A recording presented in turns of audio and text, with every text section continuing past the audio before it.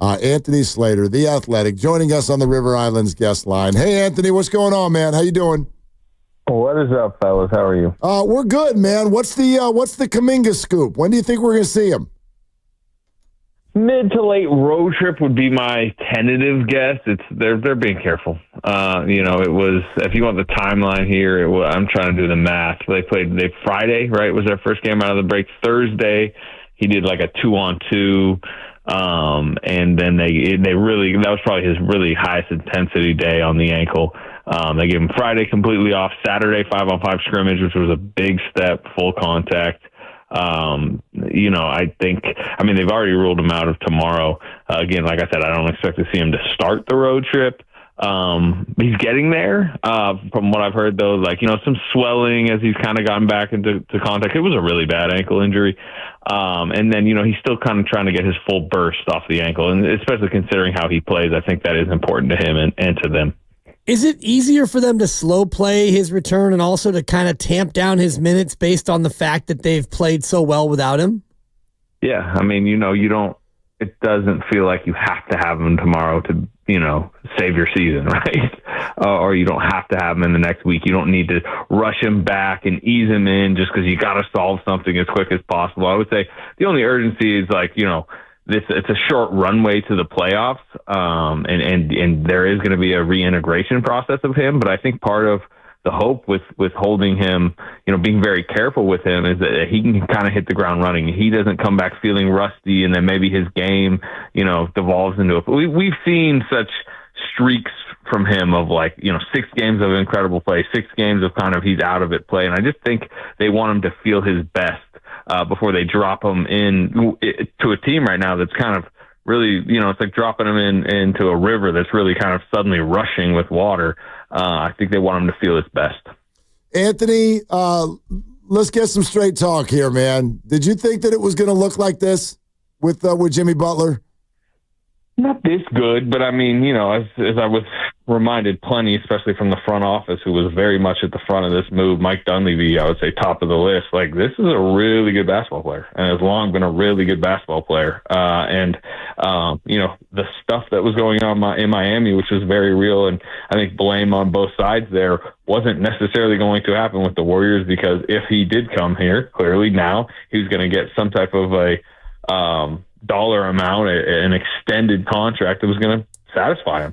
And a satisfied, motivated Jimmy Butler is a really good basketball player. So I was pretty confident if they had made the trade, there would be some agreement and Jimmy was going to come in happy and he was going to play really well. Now, I didn't think it was, going to maybe 5-1 was realistic, but this has been a 5-1 that's looked so steady and with a real runway here. So probably better than I thought, but he's not necessarily better than I thought.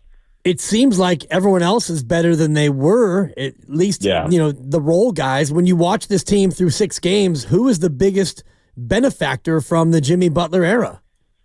Yeah, we could probably go down the list, but I think, he has a lot to do with it, right? Like he definitely has a trickle down effect that puts people in their specific roles. And when he's playing, the way he has, I think it helps Brandon Pajemski. I think it helps Moses Moody. I think it helps Steph Curry. We know it helps Steph Curry. Draymond Green, I think you just see a reinvigorated mindset from Draymond Green. And if he has that, he's a terror defensively. So it helps Steve Kerr. I think just the consolidation aspect of the trade, 4 guys out the door, 1 guy in, it makes his rotation choices a lot easier.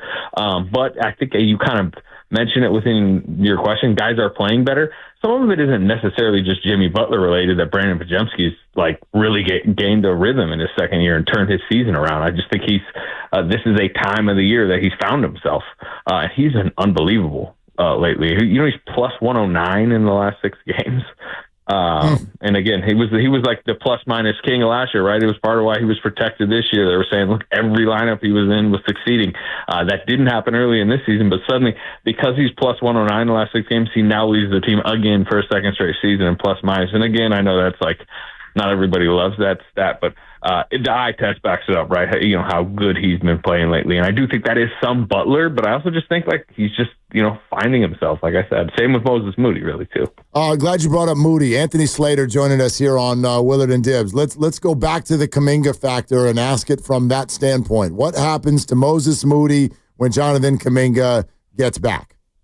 I think Moses Moody starts at least, in the immediate. If it keeps going, Steve Kerr has said, if this is a succeeding starting lineup and it's a succeeding rotation, he's going to stick with it as best he can. But that doesn't mean Moses Moody's minutes won't go down. I think they will, because I think Kuminga is going to eat up all of the Guy Santos minutes, and then I think several of the Moses Moody minutes, including potentially closing. I think ideally for this team to have its highest ceiling, I think its closing lineup on most nights is Steph Curry, Brandon Podziemski, Jonathan Kuminga, Jimmy Butler, Draymond Green. And that means Moses Moody's on the sideline in moments that he hasn't been lately. But that doesn't have to be every night. We'll see if his spacing is so imperative to this, and maybe Kuminga is rusty, and maybe that isn't the choice that Steve makes on every night basis. It's interesting when you think about the 4 with Moses and Kuminga, and I'm kind of fascinated by the 5 spot where Steve has already said that he's going to go with Draymond at the 5 a lot. But beyond that, is there a real role for Quentin Post, or is this just kind of a regular season experiment where when you get down to like March and April, they're going to go with more veterans? No, I mean, like Quentin Post is going to play those, start of the second, start of the fourth quarter minutes right now. And he's changed, 3 games so far, I think, in the last 6, where Chicago, he got really hot from 3 and kind of ended that game. Milwaukee, he did the same. And then the Sacramento game the other night, I thought he had a really big spurt. They're developing him. I think he matters to their pipeline. They've given him, a guaranteed contract. He's playing over Trace Jackson-Davis. He provides an element they obviously don't have. So I think they're going to keep trotting him out there in these second unit spurts, which, gives Draymond at least, 9, 10, 11-ish minutes per night where he's at the 4. And then as far as your question, come April, it's going to be dependent on Quentin Post. They started him against the Thunder, for example, when the Thunder came in, and the Thunder, smartly, because that's what they are as an organization, put Jalen Williams on him and put Hartenstein on, I think it was Gary Payton. I can't remember exactly who was starting that night, but they put a wing on Quentin Post. He couldn't dribble. He couldn't operate near Jalen Williams. They were getting killed in his minutes. SGA was dragging him into every action. He was dropping too far back in SGA. Y'all remember that first quarter? Yep. Yeah. That was very Quentin Post related, especially early in that game. So if you see that and you get the Thunder in a playoff series, I believe it's probably going to be very hard to have a rookie center like that on the floor. But I think they're going to give him every opportunity to show he's improving, because I've seen some defensive improvement. Every time I walk in a shoot around, he's sitting over there with Terry Stotts breaking down film. Or last night I saw him talking to Zaza Pachulia. Like, he's mentioned how many times he talks to Zaza about being a kind of a slower footed big in the league and kind of how to operate in that sense. So they love his makeup, and I think they want to see him grow. But I do think they are going to have a quick trigger with him in the playoffs, especially against pick and roll guards. They didn't start him against Milwaukee, they said, because they were afraid to have him on the floor with Damian Lillard. And that's why I do think you're seeing him at the start of the second, start of the fourth quarters, because that's usually when a star scorer from the other team is not on the floor. Anthony, just because you're around the team so much, I wonder how you would put this into words, because everyone can see better vibes. But, how would you compare just being around the team 2 weeks ago versus now? I mean, there's a level of confidence that they're winning, I mean, if I want to get good content and have good conversations post game and generally get good access, it's easier when they're winning, because they're in a better mood and they're more willing to talk, right? It's not a solemn environment. And there was, when they won this season, it was a happy environment, everybody, but they just, how many months were they, winning 2 out of every 6 or 7 games? I mean, there was a long stretch where they were as bad as the Brooklyn Nets and the Toronto Raptors. And it does not matter the type of guys you have in that locker room. You're just not going to be a happy NBA team.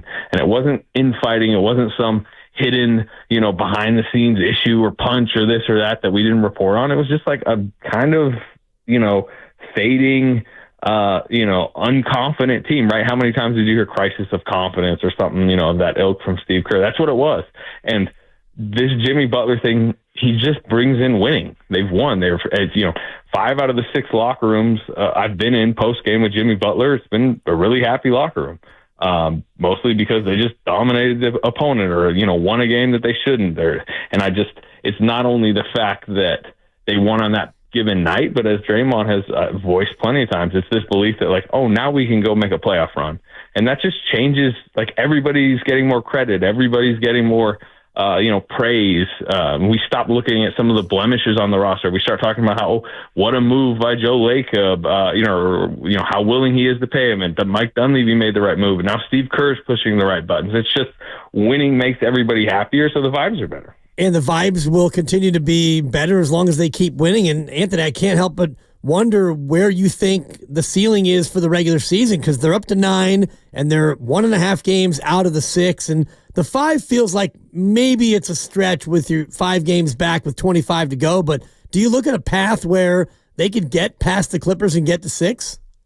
Yeah, for sure, because you just look at the teams. Like right now, the Clippers are about to play in an hour or whatever, I think less than that, in Detroit. Second night of a back-to-back, no Kawhi, no Norman Powell. They lost last night in Indy.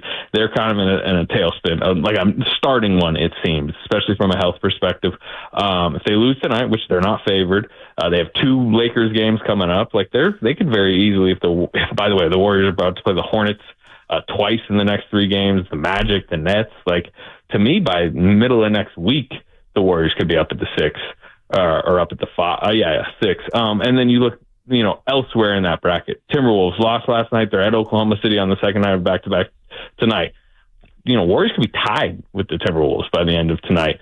Mavericks, another team. They're not going to have a center for basically how long? I mean, the Warriors just blew them out. They could be tied with them by the end of this week. Let's look below the Warriors. The Kings, they're nosediving. The Suns, they're nosediving. The Spurs, no Wemby.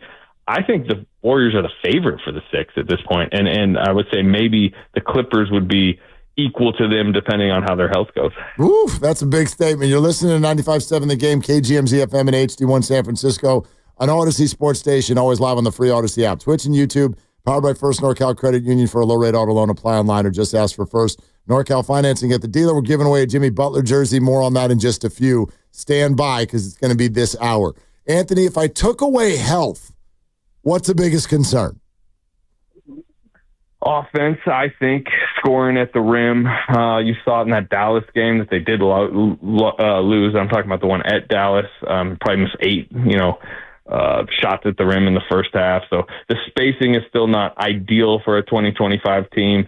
And then I just still think against really good defensive teams that scheme well and force them into more uncomfortable spots where it's going to be a lot of like Draymond trying to hit floaters. And Jimmy Butler, as great as he's been, you've got to see his offense get to that next level. And he's shown it probably will, but his feel doesn't seem to be there from 3, even from the mid-range or even, on layups. I keep seeing him get mad at himself when he's missing down there. So to me, biggest concern is just like, can they score enough against the best defenses?